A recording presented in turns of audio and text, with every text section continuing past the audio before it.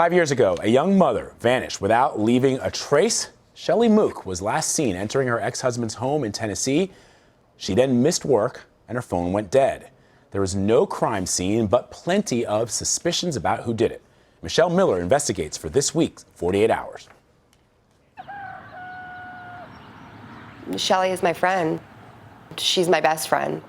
For her just to be gone, to vanish, it's not like her. When Shelley Mook went missing from the small town of Shelbyville, Tennessee, her friend Brittany Brooks suspected Shelley's ex-husband, a handsome man with a dark side named Tyler Mook. Everybody kind of likes to date a bad boy. Everybody does at some point in time in their life. Shelley and her ex-husband had an on-again, off-again relationship even after they divorced. So there were a lot of secrets in that house. A lot of secrets. One thing that kept them together was their daughter, Lily. Shelley would never abandon her daughter. Let's talk about that day.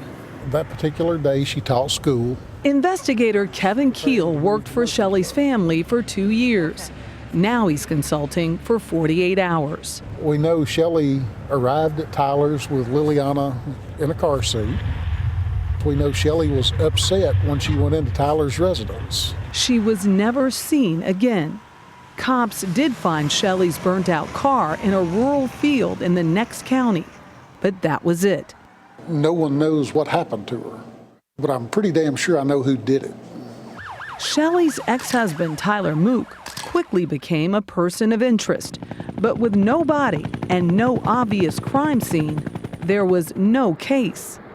1 year later, this mystery took a bizarre turn, an accidental call to 911 from Tyler Mook. This is 911. Do you have any emergency? Hello? Mook didn't realize he'd called 911, and he was recorded in a private conversation for 22 minutes. How does this happen? He must have had some phone similar to this iPhone. You stick it in your back pocket. If you lean against something, you're going to press the button. So he butt dialed. He butt dialed. Oh, they seen Shelley's car going down the road that night. Despite the call, Shelley's case went cold. Then, 3 years after her disappearance, Tyler Mook got himself in big trouble for attacking his girlfriend. He threw me over the side of the boat. That's when he jumped in behind me, turned me upside down, and was holding me under. He was arrested and charged with attempted murder.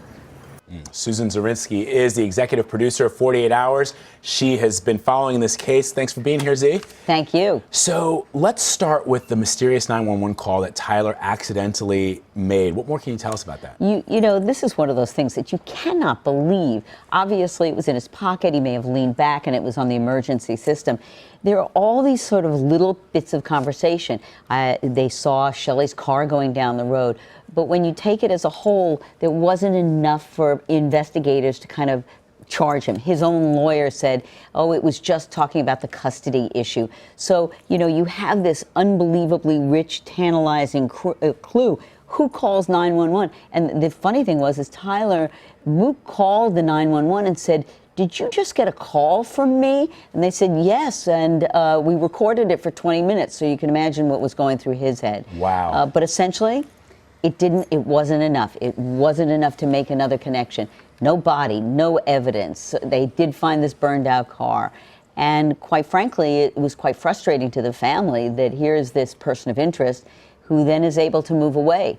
But when he finds himself in hot water, and I'm no pun intended, you know, and charged with attempted murder, they really hope, the Shelley's family hopes that this will be the clue, the driving force that opens up her case again. We teased a little bit about that arrest for attempted murder of his girlfriend. What happened? We see the water. Will you tell literally, and she said he was the nicest guy, so wonderful, so polite. But suddenly he kind of turns, and she was late, and they were on a boat with his brother and his brother's girlfriend, and she does something to make him angry. And he literally, she thought he was going too fast. He throws her overboard, jumps in afterwards, and's holding her down. She was going to drown. She's screaming. Another boat comes by with these two young guys. They pull her up.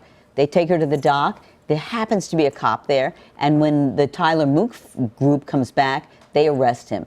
And so this case, I don't want to give everything away. Yeah. I want people to watch, but he is charged with attempted murder. So how big a deal will this be in helping solve Shelley Mook?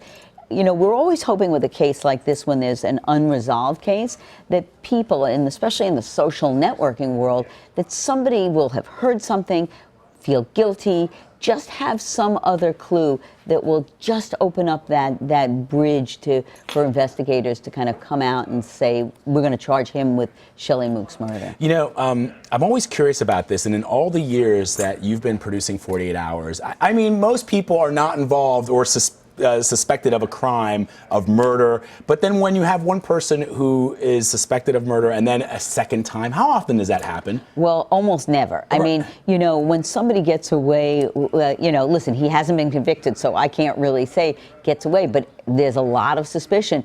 And then to mess up and, you know, be charged with attempted murder, you're really pretty stupid. There's a deposition tape in the custody hearing, and he takes the fifth like more than 120 times.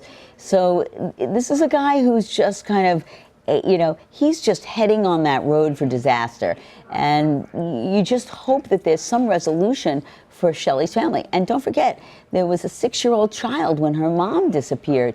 You know, she's going to go through life thinking, why did my mom leave me? She didn't say goodbye. You know, what is that? She's still with Shelley's mom and dad. She's 11 now.